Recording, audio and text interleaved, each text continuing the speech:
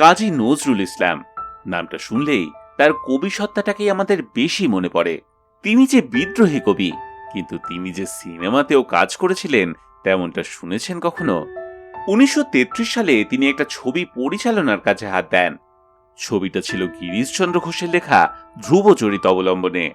ছবি পরিচালনার পাশাপাশি নজরুল ইসলাম এই ছবির গীতিকার এবং সঙ্গীত পরিচালকও ছিলেন।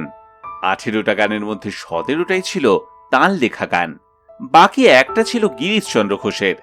তবে আসল কথা হলো, এই ছবিতে তিনি অভিনয়ও করেছিলেন।